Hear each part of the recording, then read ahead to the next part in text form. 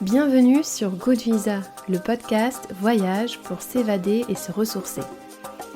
Aujourd'hui, je vous propose une rediffusion spéciale puisqu'il s'agit d'un des épisodes coup de cœur des auditeurs. Vous allez partir à la rencontre de Flavien, un jeune aventurier spécialisé dans l'exploration polaire. Il y a quelques années, avec des amis, ils ont décidé de partir sur les traces des ours polaires au Svalbard, au nord de la Norvège. Ils vont vivre leur expédition la plus exigeante, pendant 5 semaines en autonomie. Je vous souhaite une bonne écoute et surtout un bon voyage. Bonjour à tous, bonjour à toutes, bonjour Flavien. Et bonjour Camille. Comment vas-tu aujourd'hui ? Écoute, ça va très bien, il fait beau, il fait chaud, ça va, on est bien. Effectivement plus chaud que ce qu'on va aborder, je pense. Ouais, un peu plus, ouais. Dis-moi, avant qu'on commence, est-ce que tu voudrais bien te présenter pour celles et ceux qui ne te connaissent pas en nous disant d'où tu viens, ce que tu fais et ce qui te passionne dans la vie ? Alors moi, c'est Flavien Elat, j'ai 30 ans, je suis passionné par l'exploration polaire ou l'exploration un petit peu plus large de notre beau monde. Je suis aussi à côté réalisateur de documentaires, auteur d'un livre qui vient de sortir. Et je fais partie de l'équipe qui s'appelle Arctic Fools. Donc, c'est une jeune équipe d'aventuriers où on part un petit peu dans le nord du monde, dans les zones arctiques et les zones un peu plus désertiques aussi. Donc, on est passionné par ça. On est trois, Vincent, Thomas et moi, Flavien. Et c'est ce qu'on fait, c'est ce qui nous fait vibrer. C'est une passion qu'on a depuis maintenant 5 ans, je pense. Voilà, pour les grandes lignes. Trop bien. Et pour la petite anecdote, tu sais que j'avais découvert votre profil sur Instagram. Enfin, en ce moment, j'ai l'impression que c'est un peu la même histoire pour pas mal d'invités. C'est assez incroyable. J'étais tombée sur votre profil et je pense que là, vous étiez pris à ce moment-là par pas mal de travail, avec des sponsors, ce genre de choses. Donc, je m'étais dit, bon, je vais pas les déranger maintenant, on fera ça plus tard. Et c'était impossible de vous retrouver. Enfin, j'avais mal imprégné, je pense, le nom ou quelque chose comme ça. Et là, quand tu as sorti ton livre, je me suis dit, mais oui, c'est eux. Il faut que je leur parle. Donc, je suis vraiment super contente. Avec plaisir, franchement. Et donc, effectivement, on va revenir sur ton livre qui est édité aux éditions du Trésor, qu'on salue d'ailleurs au passage. Donc, Svalbard, 3 givrés dans le cercle polaire. Donc, un récit d'aventure où tu nous parles de conditions climatiques extrêmes, la menace des ours polaires, un désert de glace, une odyssée hors du temps. Mais avant de plonger donc dans cette aventure et dans le Svalbard, parce que là aujourd'hui c'est un peu particulier, même si ça dépend de la Norvège, on va vraiment parler du Svalbard. Est-ce que tu peux nous parler un petit peu peut-être de ton parcours, comment tu es devenu aventurier spécialisé dans l'exploration polaire? Donc j'ai ma petite idée, mais pour expliquer un peu aux auditeurs et auditrices. On me pose souvent la question et à chaque fois je réponds, c'est très simple. En fait, on a commencé avec Vincent qui fait partie de l'équipe. Vincent, pour l'histoire, ça fait 25 ans qu'on se connaît, donc on a grandi ensemble, donc on a fait les mêmes écoles, le même collège, le même lycée. Et puis un jour, on s'est dit, bah, pourquoi pas aller se vider un peu la tête, partir en montagne dans le Marcantour, donc c'est le parc qui est dans le sud de la France, parce que je viens de Nice, je n'ai pas précisé. C'est un gros parc naturel magnifique avec des montagnes qui montent jusqu'à 3000 mètres. Mais on s'est dit un jour, bah, on va se promener, on prend des petites chaussures, un petit short et on part à la rando. Comme tout le monde fait, le dimanche en général, enfin beaucoup de monde. Et on a goûté à ça et on s'est dit, ah ouais, il y a quand même beaucoup de choses, il y a un sommet en face, pourquoi pas faire ce sommet plus tard? Du coup, là, donc, tous les week-ends, on part en montagne comme ça, ça a vraiment créé une passion en nous pour la montagne, pour ce milieu-là qui est assez sauvage. Du coup, après, on s'est dit, bah, pourquoi pas faire ça sur 2 jours? Du coup, on a pris une tente et on a pris un petit réchaud et on a bouffé un repas lyophilisé et puis voilà, sur 2 jours. Puis après, on s'est dit, bah, pourquoi pas faire ça sur 18 jours? Donc, on s'est fait un trek, la grande traversée du Mercantour qui fait 18 jours, qui fait, je crois, 250 km. C'était en 2017, c'était notre première aventure. Et après, on s'est dit, bah, pourquoi pas faire ça en hiver? Du coup, on est parti faire des bivouacs dans les Alpes du Sud l'hiver, par moins 10, moins 15 degrés, parce que là-bas, il peut faire vraiment froid. Et à ce moment-là, on a rencontré Thomas, le troisième membre, qui lui faisait des bivouacs tout seul, en fait. Il connaissait personne qui faisait ça, et nous, on s'est liés à lui, et on s'est dit, ah, bah, on aime les mêmes choses. On est tous les trois un petit peu fous là-dessus. Du coup, bah, pourquoi pas faire quelque chose tous les trois, mais plus engagé et hors de la France. C'est là qu'on a découvert le Sarek, pas le plus gros désert de glace d'Europe. Du coup, c'est vraiment une zone très sauvage où tu as des grosses vallées, où tu rien en fait. Et du coup, on s'est dit, bon, on va traverser ça pendant 18 jours aussi. Donc ça, c'était la première aventure. Et une fois qu'on a fait ça, on s'est dit, ouais, bah, c'est bon, là, on est piqué, on est accro à cette envie de partir à l'aventure, l'exploration, l'exploration intérieure aussi, parce que quand tu reviens d'un truc comme ça, t'es un peu transformé, t'es un peu changé, tu vois le monde un peu différemment. Et du coup, bah, on est parti ensuite, après, 2 ans après, on est parti pour 30 jours d'expédition en autonomie, puis 40. Bah, donc toujours un peu plus crescendo comme ça, et c'est vraiment maintenant, on est piqué, on est accro, et on se verrait plus sans ça. Effectivement, ça a bien matché tant dans vos personnalités que dans vos envies, même s'il me semble qu'au début, c'est quand même toi qui as un peu insufflé cette idée d'exploration polaire, parce que tu es passionné par ce froid, alors que tu le dis toi-même, tu viens de Nice, tu es super frileux, et pourtant tu es fasciné par ces zones polaires. Exactement. Souvent, on me dit, mais vous êtes fou, comment vous faites par moins 40 degrés quand chez moi, il fait 0, il fait -10, j'ai super froid. Parce que je suis un frileux. Et ça, les gens, ils comprennent pas. Je suis frileux. Le seul truc, c'est que ici, il fait vachement humide, et dans le nord, il fait vachement sec. Donc, c'est pas le même froid. Donc, ça, c'est une chose. Mais c'est vrai que quand on part, mentalement, on est quand même prêt à se dire qu'on va avoir froid. Et psychologiquement, on l'accepte. Et du coup, c'est cette notion de froid, cette notion de résilience au froid. C'est bizarre, mais le froid, maintenant, ça nous attire. C'est plus quelque chose qui nous fait peur comme au début. Maintenant, c'est vraiment, on aime avoir froid. On aime souffrir un petit peu quand même. On est un peu maso, hein, faut le dire. Mais ouais, ça fait partie de nous maintenant. J'aime trop. Franchement, j'admire parce que comme toi, je suis ultra frileuse. Et là, tu vois, j'ai sorti l'épisode avec Nicolas Dubreuil sur le Groenland. Ça Mm. m'attire énormément, mais je me dis comment je ferais pour le froid. Mais c'est pour ça, tu vois, ça me rassure un peu ce que tu dis, le fait que tu sois frileux et pourtant que tu y arrives, quoi. Quand tu pars qui fait -40, t'es pas comme là en t-shirt. T'es quand même vachement habillé, t'as tout ce qu'il faut pour. Et bon, t'as des techniques aussi à mettre en place pour éviter le pire. Mais non, en vrai, quand t'es bien habillé, quand t'es prête, quand tu acceptes aussi, bah c'est plus simple. Et du coup, là, si on va revenir un petit peu après sur ce froid polaire, comment vous l'avez appréhendé, comment vous l'avez vécu. Et là, si on se focalise donc sur votre expédition donc, au Svalbard en 2022, où donc là, tu as écrit le livre sur cette aventure. Pour resituer un petit peu pour les auditeurs et auditrices, donc le Svalbard, c'est un archipel qui est situé dans l'océan Arctique, entre la Norvège continentale et le pôle Nord, et c'est l'archipel le plus septentrional donc au nord du monde. Et en fait, c'est une partie intégrante du royaume de Norvège, mais avec un statut unique en vertu d'un traité qui avait été signé en 1920. Les langues parlées, il va y avoir le norvégien, la langue officielle, l'anglais qui est largement utilisé aussi. Et en population, on a seulement quand même près de 3000 habitants. Outre les ours, j'ai envie de dire, ça aussi on va revenir là-dessus. Et la ville principale, alors tu vas me corriger pour la prononciation, Longyearbyen. Ça, Longyearbyen. Longyearbyen. Et donc les surnoms de cet archipel, ça va être la porte de l'Arctique, la terre des ours polaires. Et pour s'y rendre, ça tu l'expliques un petit peu dans d'autres interviews que tu as faites et ainsi de suite, il faut juste prendre un vol régulier depuis Oslo et Tromsø vers l'aéroport de donc, Longyearbyen. Et c'est accessible également en bateau par été. Donc est-ce que tu peux nous expliquer pourquoi vous avez choisi cet endroit en Norvège? Pourquoi? Ça, c'est une bonne question. Mais en fait, une fois qu'on avait fait la Laponie suédoise, on s'est dit, bah, on aimerait faire un truc encore plus engagé, un peu plus au nord. Du coup, on s'est penché un petit peu sur la carte du monde, et on a vu des archipels qui étaient vraiment sauvages, ou qu'on connaissait pas, parce que quand tu parles de Svalbard ou Spitsberg ou des choses comme ça, personne ne sait où c'est. C'est des bouts d'archipels, pourtant c'est immense, hein, mais personne ne connaît. Et du coup, on avait le choix. Donc moi, on ouvre la carte. On voit cet archipel Svalbard, on va acheter l'archipel à côté qui s'appelle la Nouvelle-Zamblée. Et on se dit, ouais, la Nouvelle-Zamblée, ça peut être sympa. Sauf que quand on se renseigne sur la Nouvelle-Zamblée, c'est un territoire russe rempli d'ours polaires où ils ont fait des tests d'armes nucléaires. Tout est à l'abandon, c'est interdit d'y aller. Donc on s'est dit, bon, peut-être pas quand même, on va pas, peut-être un jour, mais on va pas tenter le diable. Et du coup, on s'est dit, bah, Svalbard, c'est très bien, c'est magnifique, c'est immense, c'est très, très sauvage et c'est très au nord. Et ça, du coup, bah, pour nous, c'est une liste de choses exhaustives, et on se dit, bah, ça serait incroyable de pouvoir y aller. Et du coup, on a mis quand même près de 2 ans à préparer ce projet, parce qu'on part de zéro et qu'on est des débutants et tout le matos est à revoir, parce que la première expédition, on a fait beaucoup, beaucoup d'erreurs au niveau matos, et que là-haut, les températures, c'est pas les mêmes qu'en Laponie. Là-haut, il peut faire vraiment -40, voire -50 parfois. Le vent, il peut t'arracher la tente. Il faut vraiment être équipé pour les doigts, pour les pieds. Vraiment, il y a tout à revoir. Et du coup, au début, ça nous a un petit peu peur de partir là-bas, parce qu'on s'est dit, c'est que vraiment l'inconnu, il y a des ours polaires. Et c'est un terrain que de glacier, donc très crevassé.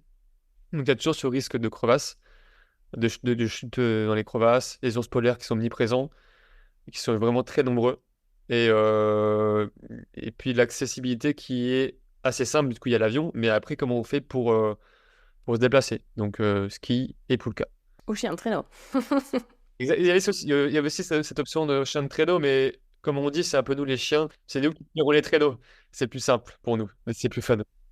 Complètement. Et tu expliques dans ton livre que donc, quand vous arrivez là-bas, donc vous restez un petit peu dans la ville. Est-ce que tu peux nous décrire cette atmosphère? Parce que pour le rappel historique, donc le Svalbard, ça a été découvert officiellement en 1596 par un explorateur néerlandais. C'était initialement un territoire pour la chasse aux baleines. Ensuite, c'est devenu un centre d'exploration minière à partir du XXe siècle. Et en fait, avec le traité de Svalbard de 1920, ça accorde à la Norvège la souveraineté, tout en garantissant des droits économiques à d'autres pays, dont la Russie, qui en a profité pour faire des exploitations minières. Est-ce que donc tu peux nous décrire cette atmosphère de voilà, vous êtes tombé sur d'anciennes mines, les paysages, parce que vous êtes resté quelques jours avant de partir dans votre aventure? Exactement. Bah, un peu pour revenir au début, déjà quand on atterrit à Longyearbyen, on a atterri de nuit. Et là, depuis l'avion, on voit une aurore boréale. Donc franchement, là, l'accueil est assez fou. Et donc on atterrit dans ce minuscule aéroport. Il n'y a qu'une piste où les avions ne peuvent pas rester parce que s'ils restent trop longtemps, bah, avec le froid et les conditions climatiques, ils peuvent rester bloqués. Du coup, tu atterris, tu as un hall d'aéroport. Et après, c'est assez moderne, parce que maintenant, il y a plus de tourisme, donc ils ont un peu tout refait. Mais après, Longyearbyen, en fait, c'est vraiment un contraste. C'est un contraste de l'université, parce qu'il y a une université qui est très connue pour tout ce qui est glaciologie, géologie, pour les étudiants du monde entier. Et de l'autre côté, tu as le côté vraiment assez vieux, années 1900-1930, avec des habitations, des villes, pardon, des mines, comme tu disais, vraiment des trucs, des choses en bois qui s'écroulent avec le temps. Et tu vois ce contraste, assez étrange. Et tu peux un peu ressentir ce que ressentaient les mineurs, ou les miniers, je sais plus comment on dit, de l'époque, parce qu'ils vivaient là, coupés du monde, juste pour chercher du charbon. Et non, c'était assez particulier. Parce que même, tu avais des magasins pour acheter des équipements sportifs, des vêtements en peau en fourrure, d'ours polaire même, c'était assez étrange. Et du coup, tu arrives là-dedans, donc tu as vraiment un contraste de modernité et d'ancienneté. Et franchement, après, c'est magnifique. Honnêtement, c'est magnifique. T'as les maisons multicolores, vraiment à la norvégienne, quoi.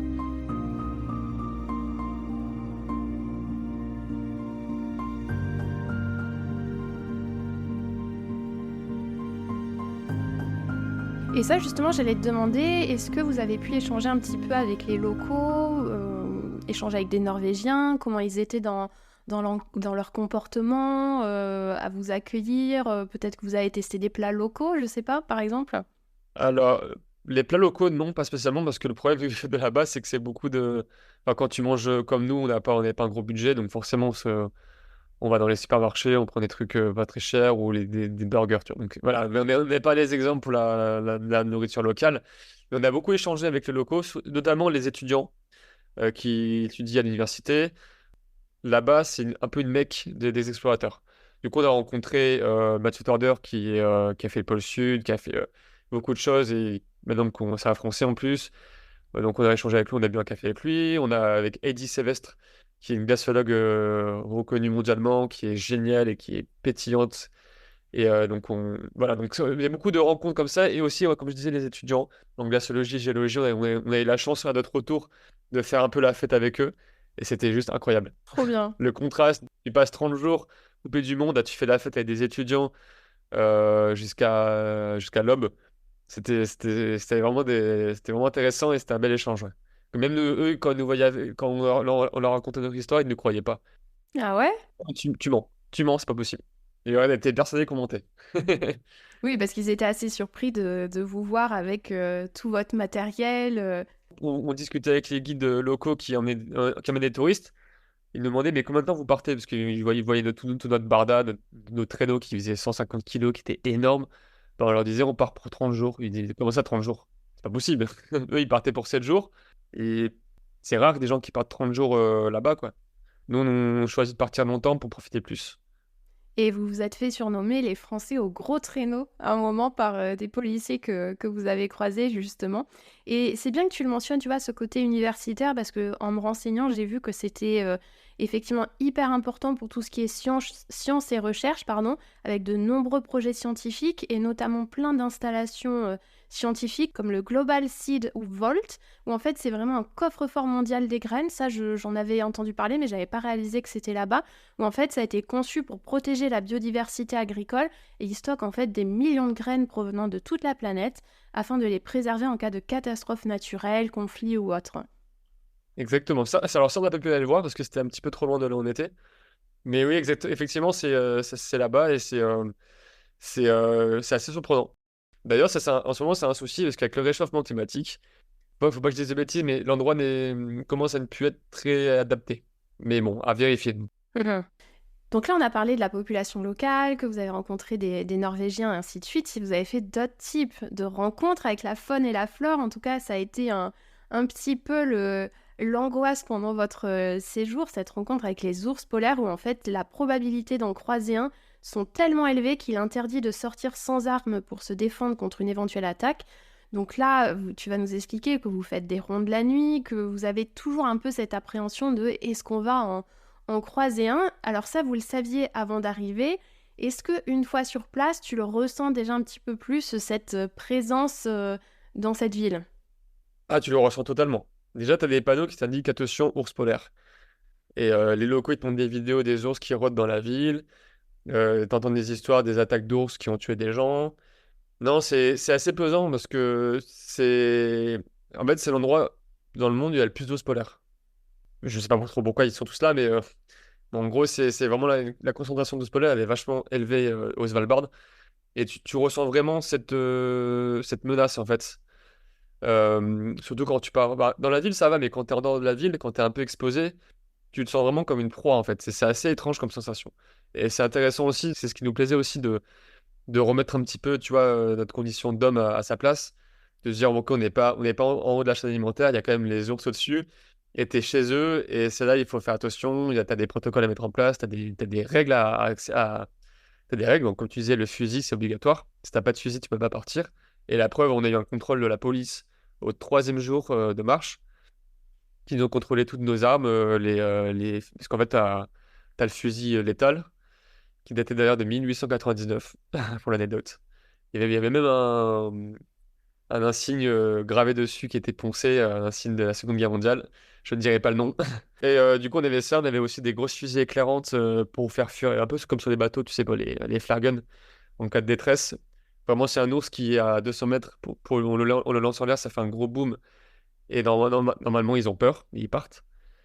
Et après, en dernier recours, on avait le fusil pour le tuer. Mais voilà, encore une fois, on n'avait vraiment pas envie d'en arriver là. On est chez eux. Et c'est à nous de faire attention. Et s'il y en a un, on l'accepte. Et on fera tout pour pas que ça arrive. Du coup, comme tu disais, voilà, la nuit, il y a des choses à faire, des choses à mettre en place. Donc la nuit, on fait des tours de garde. Donc on se relaie. Il y en a toujours un qui est éveillé, qui surveille dehors. C'est un ours.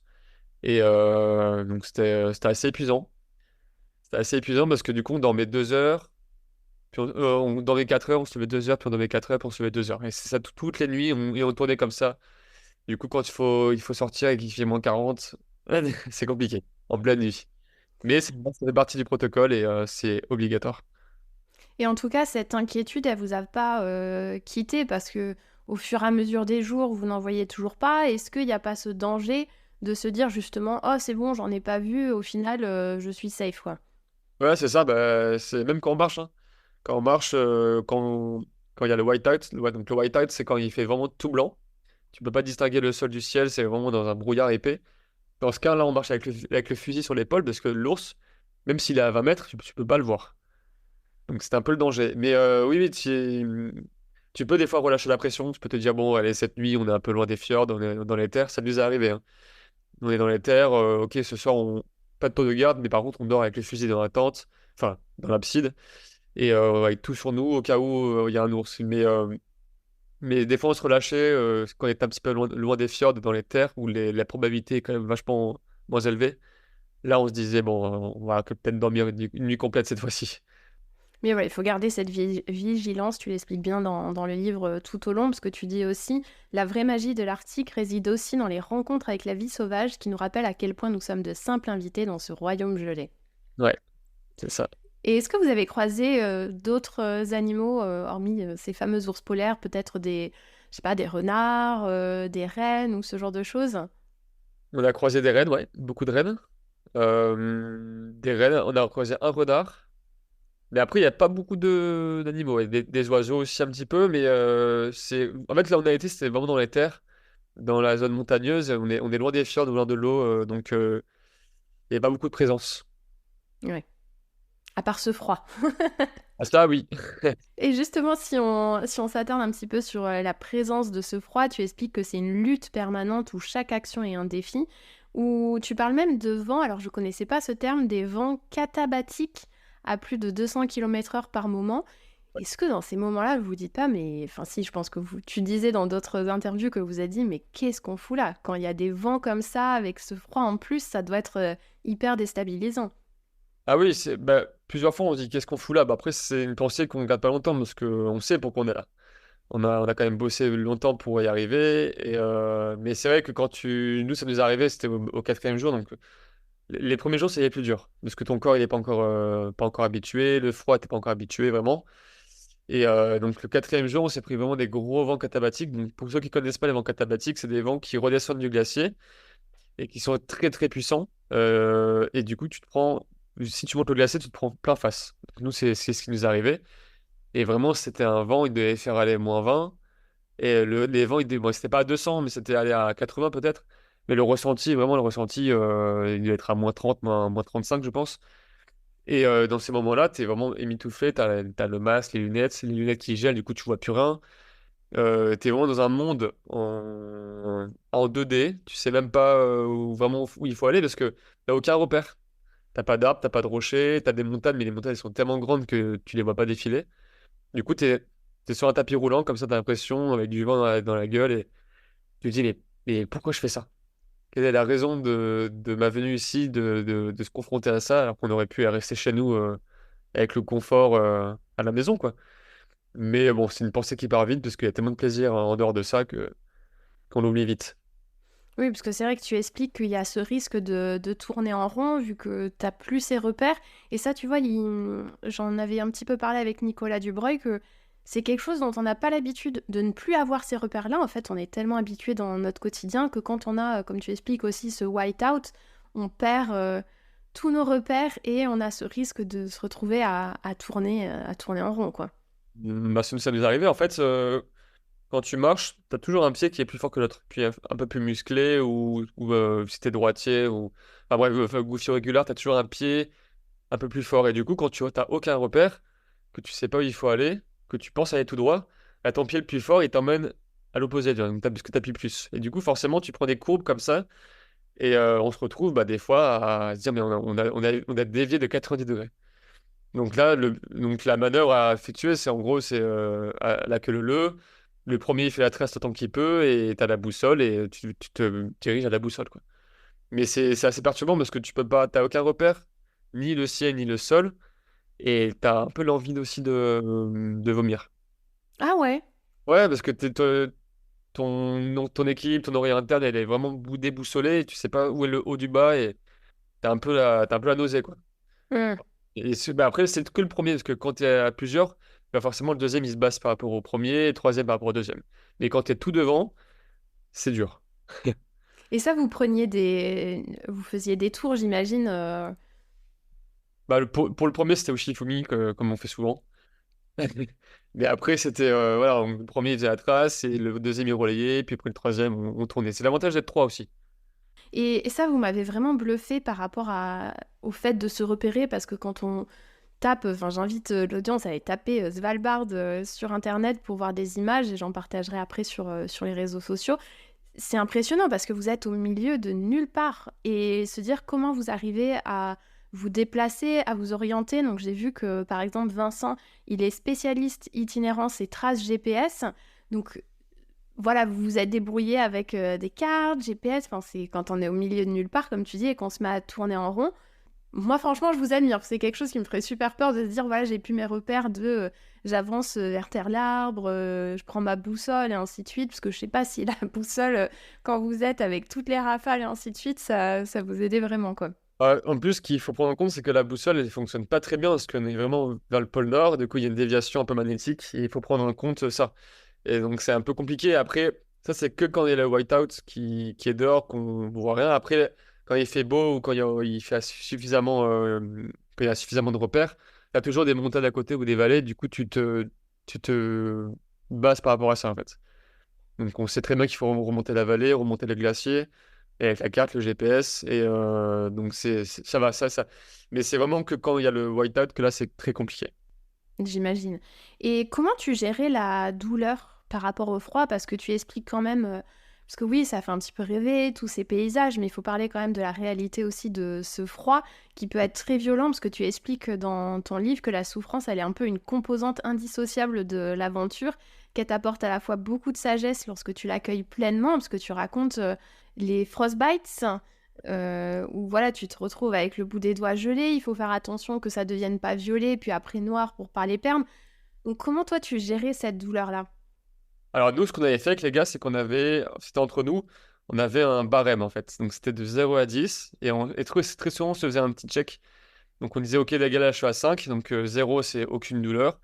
10, c'est vraiment, on a très très mal, on a très très froid aux doigts. Et en gros, à 5, on a froid aux doigts, mais ça va. Et en fait, ça permet en tout de chacun de s'auto, comment dire, de s'auto checker en fait. Et on sait très bien que si Thomas il nous dit, oh, je suis à 8, les gars, bah, s'il est à 8 et qu'il est en train de monter la tente, eh ben, on prend sa place. Et lui, pendant ce temps, il va se réfugier là où il peut ou prendre du temps pour se réchauffer les doigts. Du coup, bah, ça, c'était pas mal aussi, même pour les pieds, on faisait ça pour les pieds. Et ça nous arrivait d'être à 10. Et dans ce cas, à 10, bah, moi, j'étais déjà 2 fois à 10. Et quand tu es à 10, bah, tu fais tout pour te réchauffer. Donc, tu fais des gros gestes avec les bras pour que le sang il puisse remonter aux extrémités. Et aux pieds, bah, tu t'enlèves tes chaussures, tu te mets dans la tente et t'attends que ça, tu te mets dans le duvet, t'attends que ça passe. Mais voilà, donc quand on faisait ça, c'était vachement, vachement efficace et c'était vraiment un travail d'équipe. Ouais, comme je disais, c'est vraiment l'avantage d'être trois, quoi. Quand t'es tout seul, c'est pas pareil. Oui, je sais pas comment des gens comme Nicolas Dubreuil avec ses expéditions, voilà, je ne comprends Ah, moi, pas. j'ai un grand respect pour Nicolas. Je suis très bien ce qu'il fait et c'est incroyable. Surtout au Groenland, là-bas, c'est magnifique. Je ne peux que, que valider. Tu parles aussi, et tu nous mentionnais tout à l'heure, de l'adaptation progressive de vos corps. Ça, j'ai trouvé ça fascinant. Enfin, vous en parlez beaucoup dans vos interviews, tu en parles dans ton livre, que vous allez vous rendre compte qu'au fur et à mesure, alors certes, c'est difficile, c'est un challenge, mais tu sens que vos corps vont commencer à s'habituer en fait à ce nouvelle atmosphère. Ah oui, comme je disais, les 3 premiers jours, c'est les plus dur parce que ton corps, il n'est pas encore habitué à l'effort. Parce qu'on avait quand même des traîneaux qui faisaient 140, 150 kilos.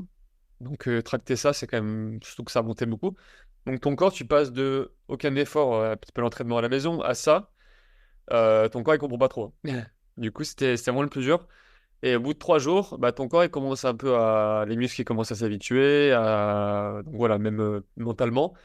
Et après, on s'est rendu compte qu'au bout de 15 jours, voire 3 semaines, tu t'acclimates vraiment en conditions. Donc, par exemple, au bout de 3 semaines, dehors, il faisait -20, on était sans gants, tout allait bien.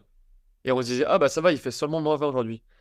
Et c'est là où tu te rends compte vraiment que ton corps, il s'adapte à ça, quoi. Bah, après, il faut pas jouer trop longtemps non plus à ça. Mais vraiment, tu l'acceptes beaucoup plus. Et ton mental enfin, ton esprit, ou psychologiquement, je dirais même, c'est beaucoup plus simple. Même de sortir du duvet, de faire à manger, de marcher quand il y a beaucoup de vent. C'est plus simple et on s'adapte. Et c'est vrai que voilà, c'est 2 semaines, à peu près au bout de 2 semaines, c'est vraiment adapté. D'où le fait qu'on parte aussi un mois, c'est aussi pour ressentir ça. Vraiment de faire un avec la nature, un avec les éléments. Avec les éléments, c'est vraiment quelque chose qui nous attire.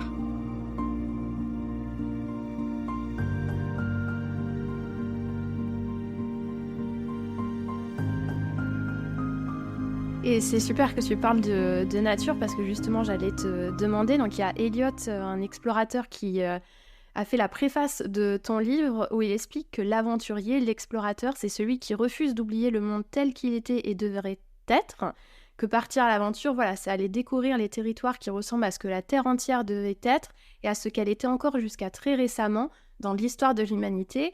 Et ça, j'aime beaucoup comment tu le racontes, c'est d'ailleurs très, très touchant, je trouve, cet attachement qui commence à grandir au fil des jours de votre séjour et cette affection de plus en plus profonde pour la nature où vous vous retrouvez à contempler des paysages et vraiment quand on lit ton livre, on a l'impression d'y être.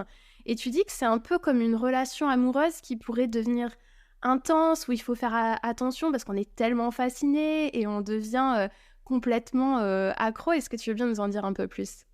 Mais c'est vrai que quand tu es là-bas, c'est bizarre, hein, mais je sais pas, c'est l'endroit, c'est magique. T'as rien que au niveau des lumières, du soleil qui au début disparaît, puis plus les jours passent, plus le soleil reste à l'horizon, parce que les jours se rallongent. Rien que ça, vivre le soleil de minuit, le soleil qui se couche à minuit, enfin, c'est des choses fabuleuses, avec des belles lumières, des paysages à perte de vue.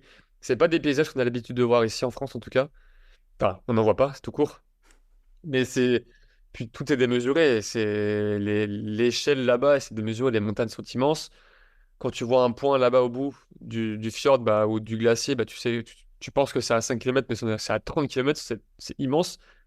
Donc, ouais, c'est magique. Franchement, c'est pour ça que nous, on est maintenant fascinés et passionnés par ce milieu-là, parce que il y a tout pour nous passionner, parce que voilà, la lumière, le décor, la magie, c'est un peu. Je sais pas, c'est moi, comme je disais, je le raconte un peu dans Hisoken, donc le premier film qu'on a fait, moi, ça me fait penser un peu à mes rêves d'enfant, à Star Wars, avec la planète gelée, machin. Ça fait penser à ça, ouais. Et je sais pas, je saurais pas vraiment l'expliquer pourquoi. Et on la comprend bien, cette fascination dans ton livre. Tout à l'heure, on parlait de ces fameuses rondes de la nuit pour faire attention aux ours polaires. Et donc là, vous vous retrouvez tout seul pendant des heures à guetter, à surveiller, ou pendant que les deux autres sont en train de dormir. Tu expliques que c'est une opportunité de plonger au plus profond de soi, que vous vous livrez ainsi à tour de rôle à des introspections paisibles et réfléchies. En fait, c'est voilà un sacré voyage intérieur avec vos pensées les plus intimes, vos rêves les plus secrets. Parce qu'au final, même si vous êtes tous les trois, comme tu l'expliquais, quand vous êtes dans le blizzard, que vous êtes là à avancer, vous pouvez pas vous parler, et même si vous êtes ensemble, vous restez quand même seul avec vos pensées. Et j'aime beaucoup comment tu abordes cet aspect-là dans ton livre. Tu parles même de méditation de pleine conscience. Est-ce que ça aussi, t'as pas fini par devenir un peu accro en fait à ces introspections? Ah oui, parce qu'en fait, moi, je le vois, c'est tous les jours, c'est un peu ce qui nous manque, parce qu'on est toujours un petit peu, voilà, sur des choses à faire, le téléphone qui sonne, on est toujours un petit peu occupé, et on n'a jamais ces moments de là où tu es vraiment tout seul avec toi-même.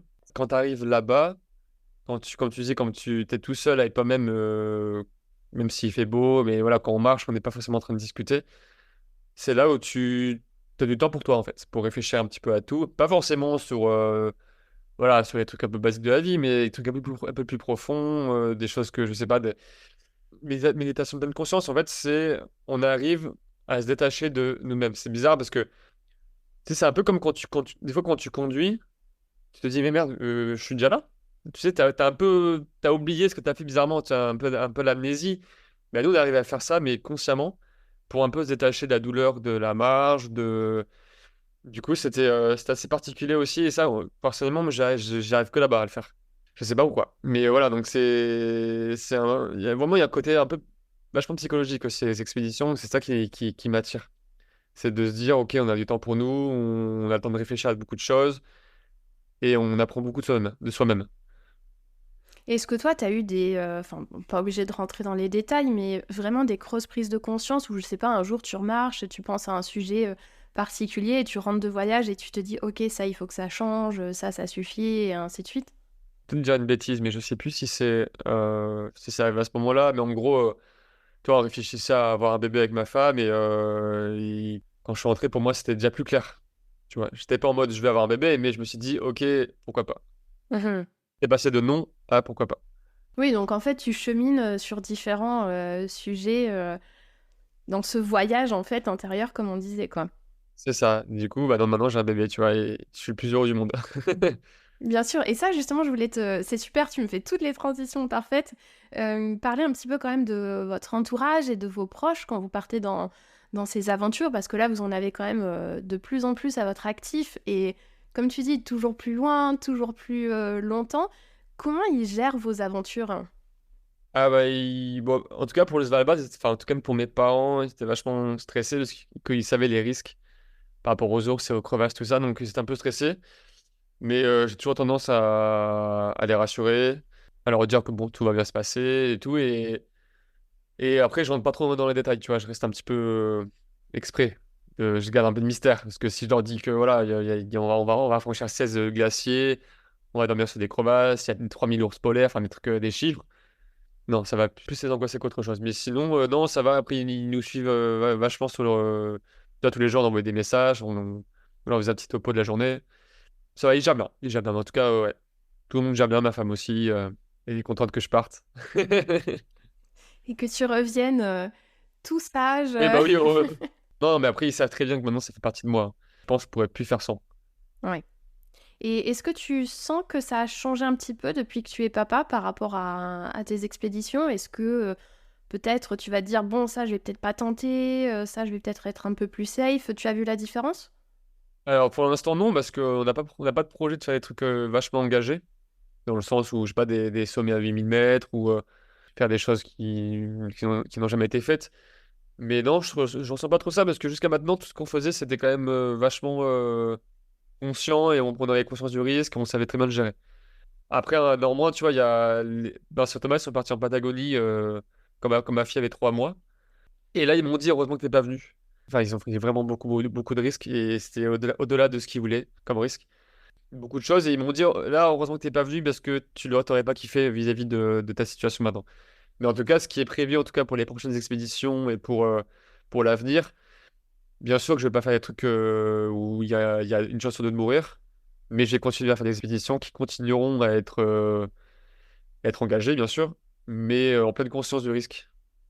Et je trouve que c'est important que tu le dises parce que, tu vois, là, quand on voit, par exemple, Inoxtag qui part, à l'Everest, j'espère quand même que, par exemple, voilà, tu vois, tous ces jeunes qui regardent, ces nouveaux aventuriers, ces nouvelles expéditions qui sont retransmises sur YouTube, sur les réseaux sociaux et ainsi de suite, de ne pas oublier, voilà, que c'est quand même avec, certains risques et que, comme tu expliquais, que cette nature, elle est aussi captivante que dangereuse, il faut, faire attention et rester raisonnable, quoi.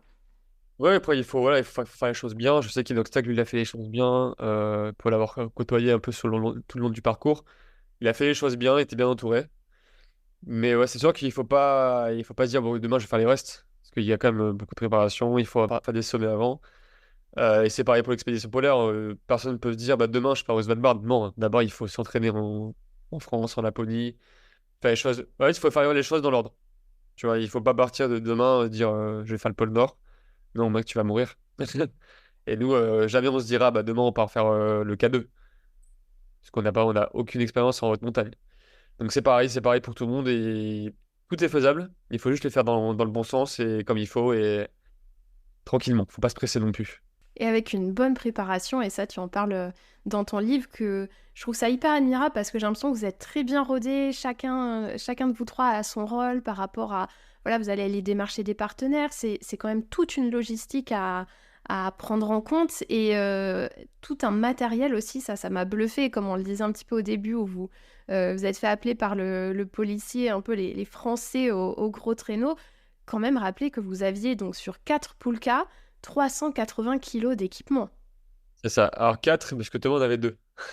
Thomas s'est dit, voilà, il m'en faut 2, c'est ça? Ouais, bah, en fait, on avait pas assez de place pour tout mettre. Et Thomas s'est dévoué pour la quatrième. Moi, la quatrième, c'était que des choses encombrantes, mais pas lourdes. Genre, par exemple, papier toilette, la bouffe ou quoi. Mais ouais, il y avait 4 poules en tout et c'était parfois vachement lourd. Tu m'étonnes. Et est-ce que tu peux nous en dire un peu plus sur ce matériel que vous avez amené, notamment, et ça j'aime beaucoup, tu en parles aussi dans ton livre, donc la nourriture, vous aviez 55 kilos de nourriture par personne, parce que là-bas il vous faut 6000 calories par jour. Ça en fait, j'ai trouvé ça hyper intéressant que vous ayez pris cette décision de partir avec des petits trucs réconfortants à manger, des petits M&M's, un peu de fromage, du saucisson et ce genre de choses. C'était vraiment hyper important pour vous de partir avec ces petits bonus. Ah bah oui, pour nous c'est important parce que quand tu marché toute la journée, tu t'es pris du moins 40, des vents et tout. Si le soir tu bouffes un vieux lyophilisé et bonne nuit, tu vois, c'est pas réconfortant. Nous on avait besoin, enfin voilà, on n'est pas dans le but d'optimiser le poids des poulkas, on s'en fiche un petit peu. Donc on s'est dit, on prend du plaisir, voilà, on prend tous les jours c'était apéro avec du saucisson, on avait du gélépi, on avait un petit peu de rhum, on avait des M&M's, du chocolat, du fromage. Toujours des trucs caloriques, mais du plaisir. Et c'est vachement important le plaisir. Parce que moi, je peux comprendre qu'il n'y a pas de plaisir dans une expédition sportive où il y a un record à la clé, comme par exemple ce qu'il a fait Mike Horn pour la traversée du pôle Nord, ou alors Vincent Colliard quand il a fait le record de vitesse pour le pôle Sud. Là, c'est vraiment, tu calcules tous les grammes sont pas importants, t'as pas de marge. Voilà, ça, je peux comprendre totalement. Mais nous, dans notre démarche, nous, on part pour se faire plaisir. C'est pour ça que notre trace, finalement, elle n'est pas énorme. Pourtant, on a fait pratiquement un mois de traversée, mais on s'est dit, tous les jours, on marche, on va faire des camps de base, on va faire des sommets, on redescend, on prend du plaisir, donc on sera lourd, du coup, forcément, on fera moins de kilomètres. Et on prend le temps d'apprécier l'endroit. Si un jour on veut se poser, on se pose, on s'en fiche. Voilà, donc c'est vraiment notre démarche, on est loin de l'aspect sportif extrême, comme on peut voir sur les réseaux beaucoup. Nous, c'est vraiment du plaisir. Bon, pas que ça, mais on essaie d'en garder quand même du plaisir. C'est pour ça qu'on avait on avait aussi une cafetière et du bon café. Tous les matins, on buvait du café avec du sucre. Voilà, c'est important. J'aime trop parce que comme tu dis, on est peut-être un peu trop habitué à ces images de d'aventure à l'extrême, avec ses repas tout prêts, et ainsi de suite. Et vraiment, je trouvais ça trop touchant que vous ayez voilà, votre petite bulle et vos petits plaisirs du jour. Et par rapport à votre matériel, il y avait aussi tout ce matériel de photos, de vidéos. Est-ce que tu veux bien expliquer un petit peu à l'audience pourquoi vous partez aussi chargé? Alors, parce qu'on fait un film sur ça, et du coup, et qu'on est l'équipe de tournage et les protagonistes aventuriers, il faut qu'on tout comporte tout. On n'a pas d'équipe de tournage qui nous suive avec un 4x4 en hélicoptère. On n'a pas le budget pour et on n'a pas envie de faire ça. Du coup, on porte tout. Et donc, c'est des caméras de cinéma, on a les drones, on a l'ordinateur pour pouvoir dérocher, le disque dur, les batteries externes, les panneaux solaires pour pouvoir tout recharger. Et au global, ça fait vraiment beaucoup de choses, mais c'est obligatoire pour pouvoir faire un beau film. Et même pour la photo, parce qu'on fait de la photo aussi. Donc pour nous, voilà, c'est un peu double casquette, c'est aventurier et réalisateur de films. C'est ce qui nous définit et c'est ce qu'on a toujours fait, c'est ce qu'on continuera de faire. Et ça, vraiment, j'encourage l'audience à aller voir donc Isoken qui est disponible sur Netflix. Je mettrai dans la description de l'épisode le lien. Parce que même si là, c'est plus sur votre deuxième aventure en Laponie suédoise, il y a des paysages magnifiques. Et j'aime beaucoup parce qu'au début, vous vous expliquez que oui, vous avez des images magnifiques, mais ça veut dire venir poser la caméra, repartir où Oui. on était, repartir retourner la caméra. Ça, franchement, c'est vraiment admirable et vous nous proposez des images exceptionnelles et j'ai vraiment, vraiment hâte de découvrir les prochains. Ah Eizouken, donc le film sur Netflix, c'était la toute première expédition.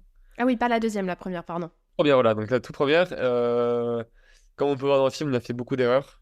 Parce que c'est la première, forcément, on débute. Et après, voilà, donc la deuxième, on a fait une série qui n'est pas encore sortie, mais qui va pas tarder à sortir. Et la troisième, c'est le Svalbard. Le film est en construction. La quatrième, en Patagonie, le film est fini. Et la cinquième, on part dans un mois.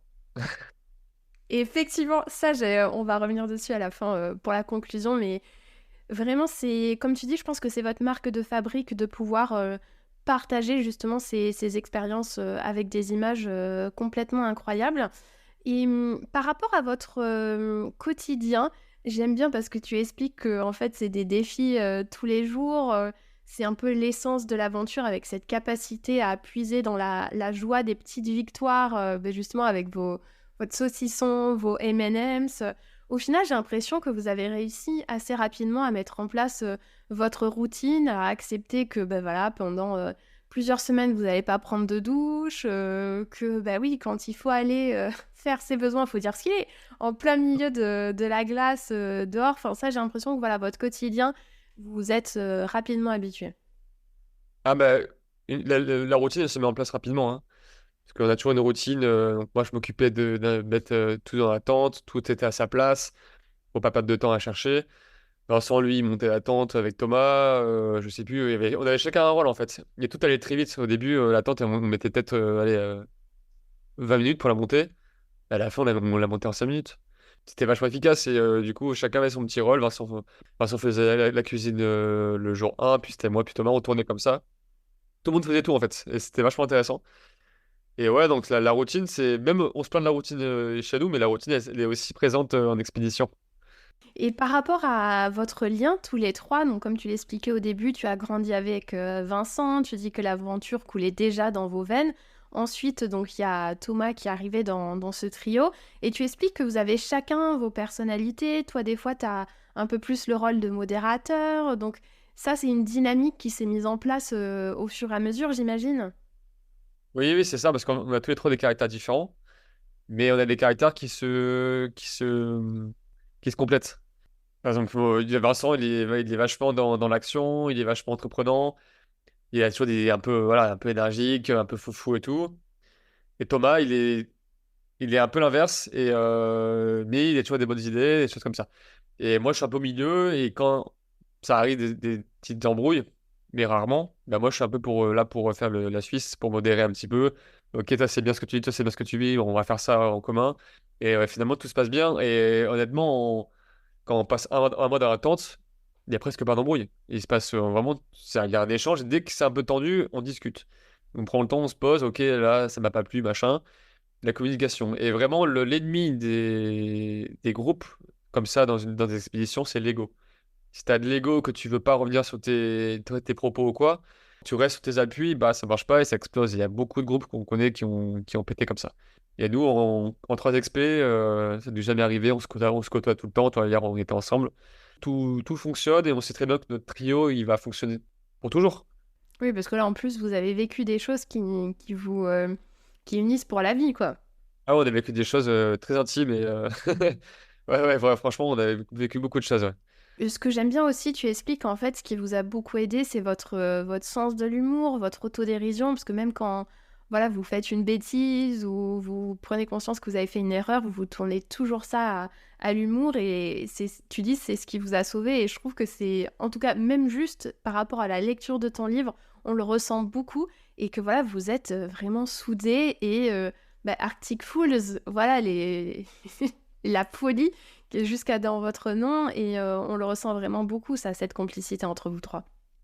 Ouais, bah, l'humour, c'est toujours quelque chose. Bah, tu vois, il y a un truc, une situation un peu délicate, dès que tu mets un petit peu d'humour, ça désamorce.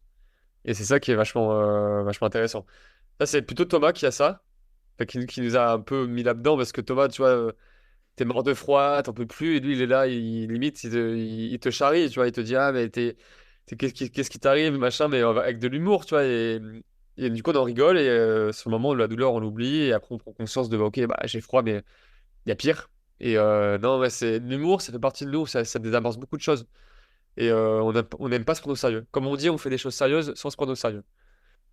C'est vrai. Et vous avez aussi ce soutien à tour de rôle où s'il y en a un qui va pas bien, un deuxième va essayer d'épauler et que ça, cette dynamique, elle tourne aussi beaucoup. Ah oui, par exemple, ça m'est arrivé, moi, d'être très fatigué un jour.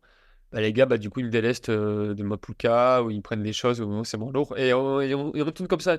Thomas, c'était le 25e jour, il avait le pied gelé, enfin gelé, et très très mal au pied, parce que c'était un peu infecté avec le froid et tout. Et du coup, on lui a pris son deuxième traîneau. Et voilà, dès qu'on peut aider comme ça, on le fait. Parce que c'est quand même vachement.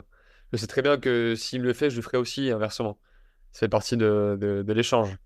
C'est beau.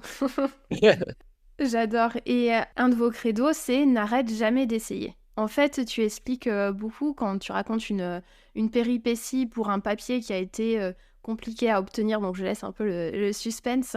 Tu encourages les lecteurs à ne jamais céder au découragement, ne jamais laisser nos rêves se perdre dans l'inaction, ne jamais arrêter d'essayer, de tenter, d'expérimenter. Tu dis qu'il faut se laisser guider par l'élan du cœur aussi. Et vous aimez répéter, mieux vaut sans échec que de ne pas tenter sa chance. Ah, entièrement. Parce que si on écoutait tous les échecs, on ne serait pas là aujourd'hui. Il faut persister. Quand tu as un obstacle, ok, bah, tu peux le contourner différemment, tu as toujours une solution. Même si tu es au plus bas, tu as toujours une solution, et c'est un peu ce qu'on dit, ce qu'on répète, c'est ce que je dis dans le livre, c'est que même si tu rencontres une difficulté, tu as toujours une solution en vrai. Il n'y a que toi qui peut te libérer de ça. Et nous, ça nous arrivait beaucoup bah, en expédition, ou pas que en expédition, même chez nous, tu vois. Mais en expédition, ça s'applique. Ça s'applique pour, comme tu disais, pour le papier, pour le fusil, qui était très compliqué à obtenir. Pour Thomas, dans le livre, j'en parle, qui s'incruste chez Netflix. Des choses comme ça. Donc c'était très rigolo. Mais donc voilà, il faut toujours persister, toujours essayer. Et on a plein d'anecdotes d'expédition où si on n'avait pas persisté, si on n'avait pas essayé, on n'aurait jamais réussi à faire tout ce qu'on a fait.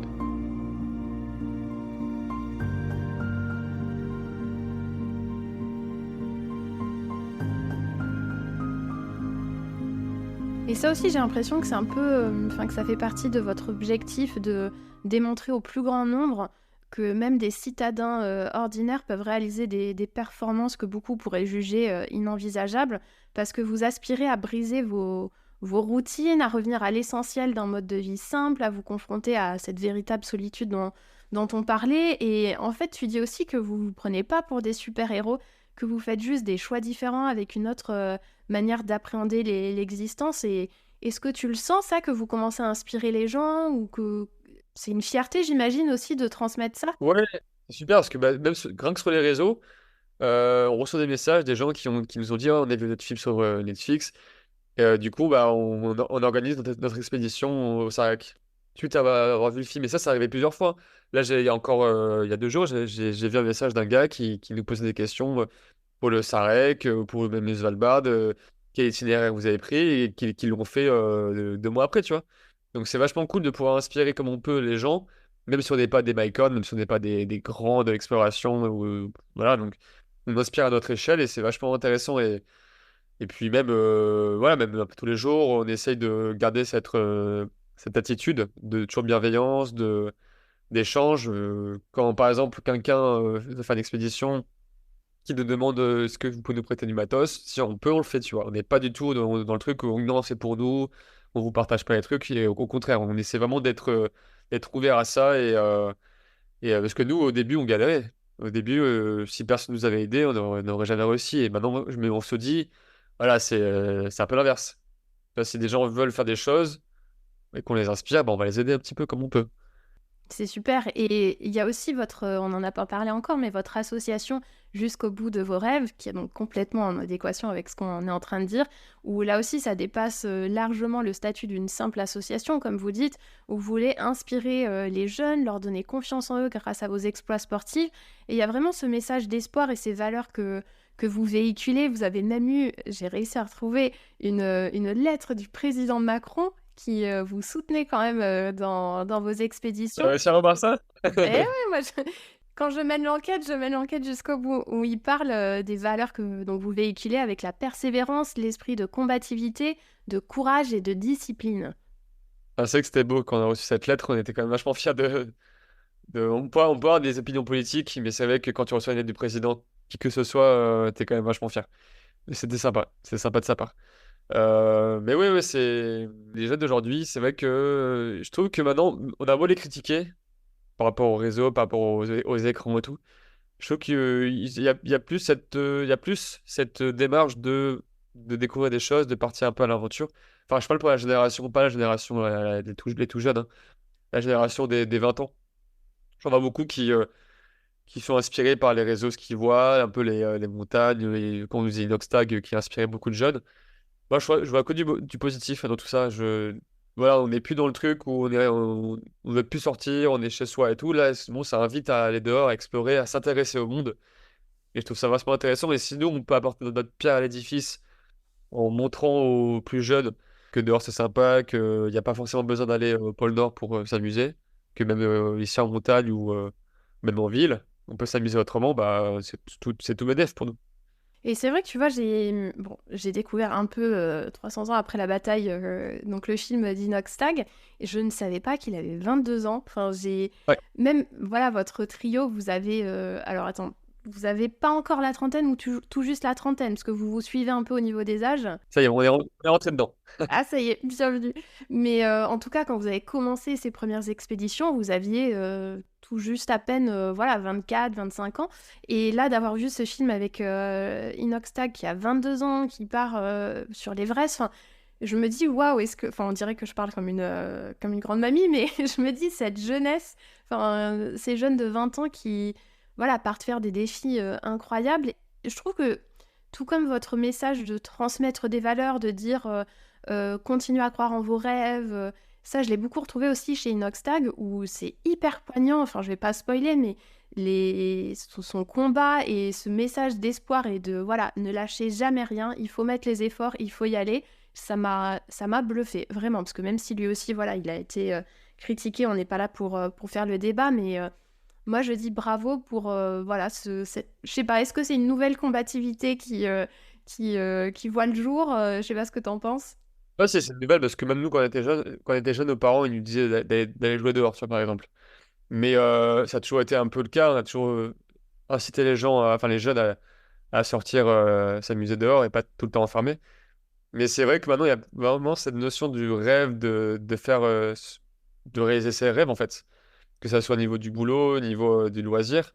Je pense que ça fait aussi partie vraiment de la santé mentale. On en parle beaucoup en ce moment.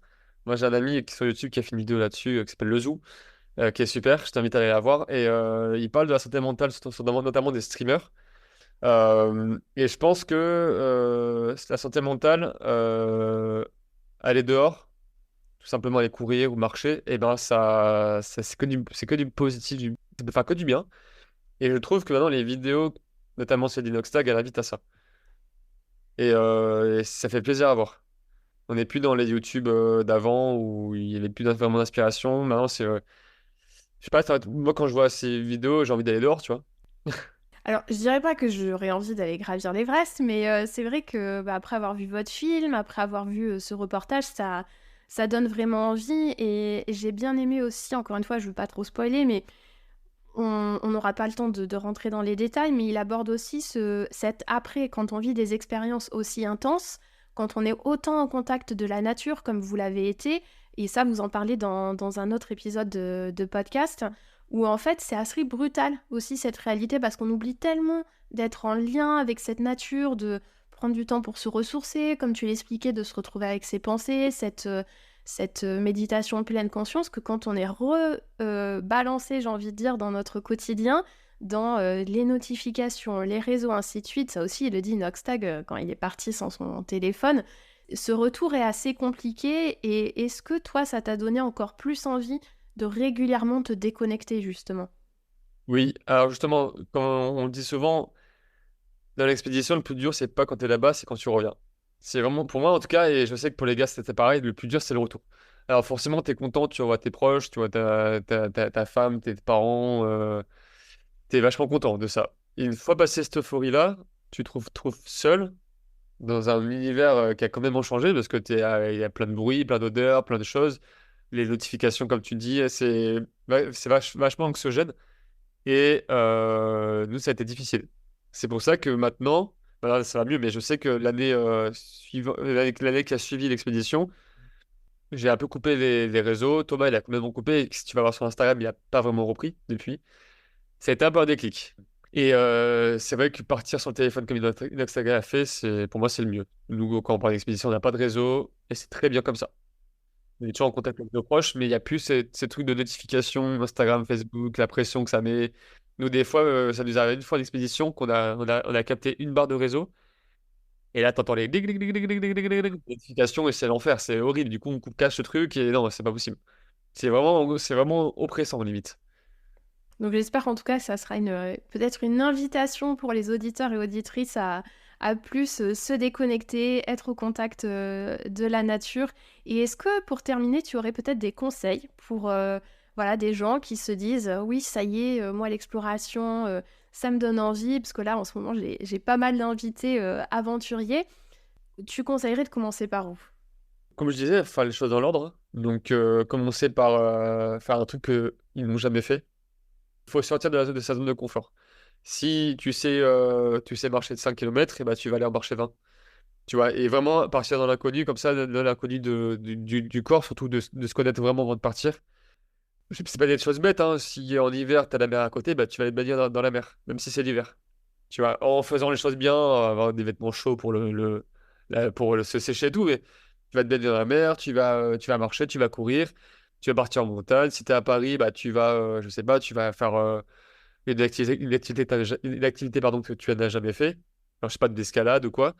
Et vraiment, c'est sortir d'une zone de confort et se connaître un peu dans des milieux, dans des endroits que tu connais pas, pour savoir comment tu réagis. Et après, pour l'aspect physique, bah, je sais pas, il faut se préparer un peu physiquement. Bah, tu vas marcher, tu vas courir, tu vas faire ton premier sommet à 2000 mètres, 3000 mètres, 4000 mètres. Faut pas forcément viser trop, faut pas forcément dire ouais, je vais faire le Mont Blanc, comme tout le monde fait, enfin beaucoup de monde le fait. Tu peux viser un truc moins haut. Tu peux te dire, bah, je vais marcher 20 bornes aujourd'hui, je vais faire un bivouac, je prends ma tente avec des copains. Je sais pas, ça peut être beaucoup de choses, tu vois. Et pour commencer, c'est très bien. Nous, on a commencé comme ça, avec une tente et des chaussures, et voilà. Bah, ça me donne envie d'aller marcher cet après-midi, tu vois, rien que de parler. Donc j'espère vraiment que ça inspirera l'audience.